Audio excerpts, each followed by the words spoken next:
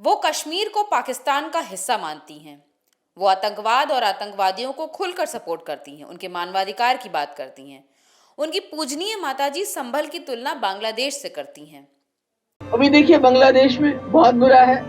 वहाँ हमारे जो हिंदू भाई हैं उनके साथ बड़ी ज्यादती हो रही है, जो हमने सुना है। तो यहाँ हम माइनॉरिटीज के साथ ज्यादती कर रहे हैं, तो फर्क क्या है? इतना बड़ा मुल्क हमारा हिंदुस्तान, इतना विशाल, इतना सेक्युलर, पूरी दुनिया में माना जाता है।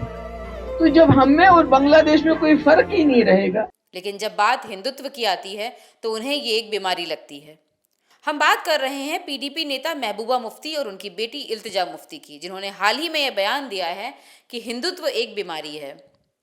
विवाद शुरू तब हुआ जब इल्तिजा मुफ्ती ने रतलाम की एक घटना पर रिएक्ट करते हुए एक्स पर पोस्ट किया, ये सब देखकर राम भी बेबसी और शर्म से सिर झुका लेंगे कि उनके नाम का इस्तेमाल करके नाबालिग मुस्लिम बच्चों को पीटा जा रहा है। अभी इल्तिजा की इस पोस्ट से आग लगी ही थी कि उन्होंने फिर एक विवादित बयान दे डाला कि हिंदुत्व एक बीमारी है। हिंदुत्व और हिंदुइज्म में बहुत फर्क है।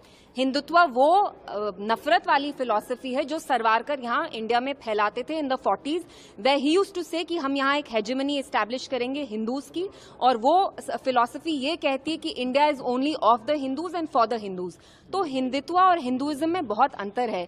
Hinduism like Islam is a religion that promotes secularism, that promotes love and compassion, so let's not deliberately distort it. और जो मैंने बोला, मैं डंके की चोट पे कहती हूँ कि आजकल जय श्री राम, जिस आप राम राज्य की बात करते थे, वो राम राज्य का नहीं है। जय Shri Ram is a slogan that's bin associated with lynchings. जब आपको किसी मुसलमान बच्चे की पिटाई करनी है, आप ये स्लोगन यूज करके उसकी पिटाई कर रहे हैं। सो इट्स वेरी शेमफुल कि हिंदुइज्म जो रिलीजन है आप उसको डिस्टॉर्ट कर रहे हैं। और मैंने हिंदुत्व को क्रिटिसाइज किया, और मैं डंके की चोट पे कहती हूँ कि हिंदुत्व एक बीमारी है और इस बीमारी का इलाज हमें करना पड़ेगा। इस बयान के बाद इल्तिजा जमकर ट्रोल हो रही हैं और राजनीति की बिसात पर भी चर्चा के लिए नया मुद्दा तैयार हो गया है।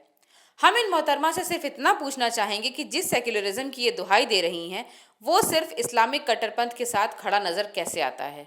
और जब सेक्युलरिज्म आपका एजेंडा है तो हिंदुत्व भी तो उसी का हिस्सा होना चाहिए, फिर ये बीमारी कैसे हो गई?